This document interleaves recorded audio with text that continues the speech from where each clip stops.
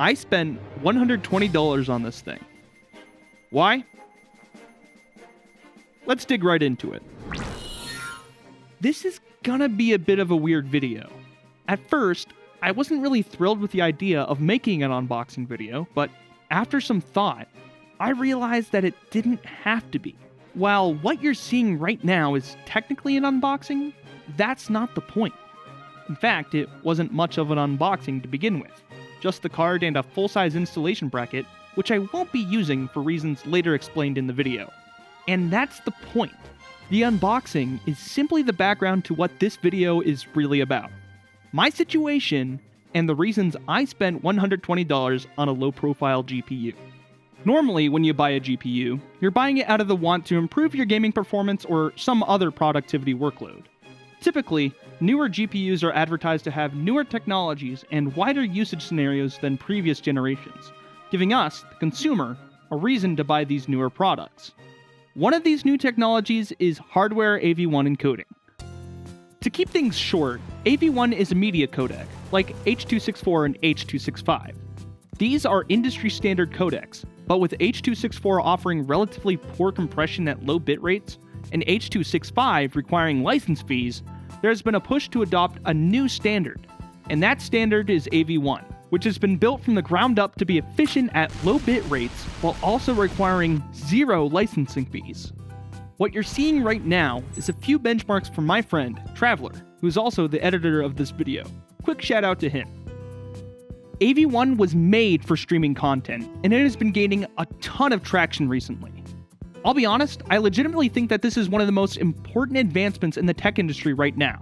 Behind, of course, the implementation of AI acceleration, but that's a whole other can of worms. So, back to the topic of GPUs. Grabbing a card that can do AV1 encoding has been on my mind for quite a while, but the recent options have been lackluster to say the least. I first looked at replacing my current GPU with something like the NVIDIA RTX 4070. But if I do that, then I'd be overpaying for not much extra gaming performance than I have now.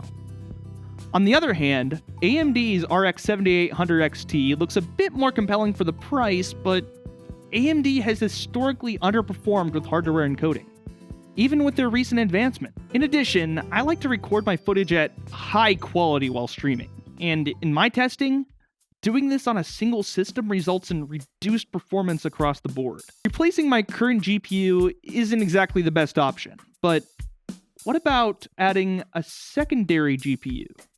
Typically, one GPU is perfect for pretty much any task you want to throw at it, and there aren't many situations where going with two can help you, except for one: AV1 encoding.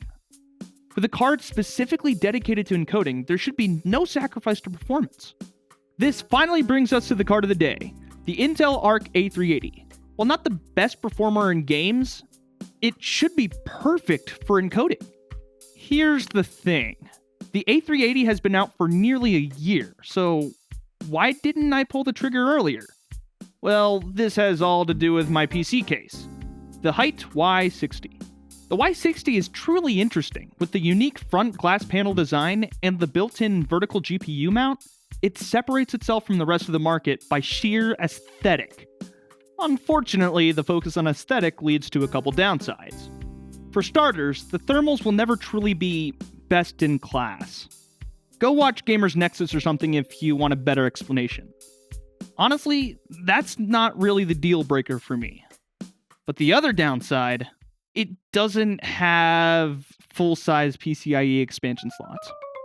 Don't get me wrong, I really like the case. The style is half the reason why I bought it. The other half is that it was available when the O11D was not, but that's besides the point. The point is, I don't really regret my purchase, but it has severely limited my options when it comes to expansion. So much so that I've had to wait for this specific low-profile model of the A380 for 8 months. The other options have been out for nearly a year! Anyway, with all that being said, how well does this GPU perform? Or, more specifically, how well does it encode? Honestly, really good. Actually, that's an understatement.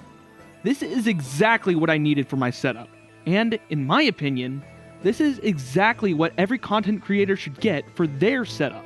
The encoding quality you get from this thing is so far above anything I've used in the past. And the space it can save on your hard drive, it's nothing short of awesome. I used to record my gameplay at 24 megabits per second using H.265. This was done to preserve video quality as much as possible for when I went to edit. With AV1, I can get a comparable recording at 12 megabits per second. Let that sink in.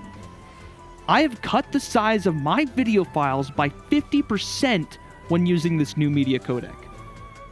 One way I tested was by booting up Sonic Frontiers. Okay, I get it. People are gonna rush to the comments and talk about how obsessed I am with this game and how mid it is, but that's a topic for a possible future video, especially now that the last update is out. Even so, for how unpolished and unoptimized the game is, with a bit of modding and tweaking, it served as a great benchmark for testing out high action scenes. My source footage was recorded with AV1 at 30 megabits per second using a resolution of 1440p and a frame rate of 60 FPS. Honestly, this was a bit overkill, but I wanted to make sure that this was a good comparison by having the footage be as accurate as possible. At 10 megabits per second, the footage was barely compromised, taking only a minor hit to quality.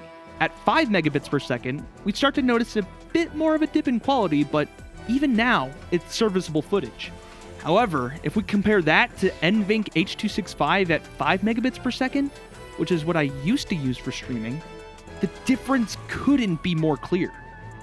H.265 loses by a large margin. It is crunchier, less refined, and overall, a straight downgrade to AV1. Keep in mind that this was all recorded at 1440p. The resolution I used to stream at was 1080p because, well, that's what looked best with what I had. With AV1, I'm going to be able to stream at 1440p 60 FPS and not sacrifice any performance or bandwidth. That is nuts. Another thing that shouldn't be overlooked is how little power the A380 consumes. If you're not sure your power supply is good enough to add this card to your system, don't worry. The A380 stayed below 20 watts the entire time I used it, averaging around 15 watts for most of my encoding scenarios. However, if you're planning to use it for more than encoding, don't trust that number. It will be greater if you're using it for gaming. But why would you even consider doing that if you're getting this to be an encoding card?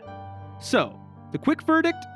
I got exactly what I wanted, and I don't see myself upgrading anytime soon. I am very happy with my PC right now. And the journey I've been on to get to this point, it's been astounding. From looking up parts in middle school, to upgrading my family's computer, to building and upgrading my own in high school, I've never stopped keeping an eye on the PC building community. I've had my fair share of challenges doing this, but I've also had so many experiences where my knowledge has helped others. While it may sound cheesy, these experiences have encouraged me to study what I currently want to do in the future, which is design the parts that go into every computer on the planet. Right now, I'm in college, majoring in electrical engineering, starting from the bottom and working my way up. The coursework is difficult, and I've had several nights of frustration trying to wrap my head around all the theory. What's worse is that it limits the time I have to do things that I'd like to do, like putting in effort on this channel. What it hasn't done, though, is limited my drive to stay interested. I'm not just looking forward to my future. I'm looking back at what I've accomplished to understand why I'm looking forward. There is a light at the end of the tunnel, but sometimes you just need to sit by the campfire and reflect on your journey. So, with this latest build complete after 8 months of waiting for this $120 GPU, I think it's finally time to just take it in.